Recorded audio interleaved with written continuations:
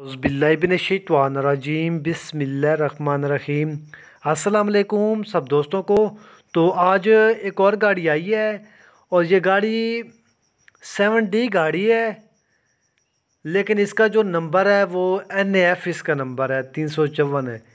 फौजी नीलाम वाला गाड़ी है, ये 83 का मॉडल है, ठीक है ना।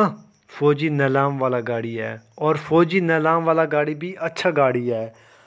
अगर इसके चेचस नंबर पर लिखा होगा KL, वो डॉक्यूमेंट्स भी सही हैं, KL के डॉक्यूमेंट्स होते हैं, यानी कि उनकी कीमत 15-16 लाख रुपए है।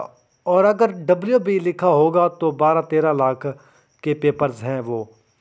तो दोनों पेपर्स सही हैं, लेकिन थोड़ा पैसों का फ़र्क है, वो अच्छे हैं KL के, ठीक है ना। तो ये भी फौजी नीलाम वाला गाड़ी है और ज़बरदस्त गाड़ी है। इसकी आप बॉडी देख सकते हैं, बॉडी क्वेटा वाला 16 फुट में है। बॉडी कंडीशन अच्छी है, 10-12 आने की बॉडी है। कैबन साफ़ है, जेनवन कैबन है, डबल कैबन में ये गाड़ी है।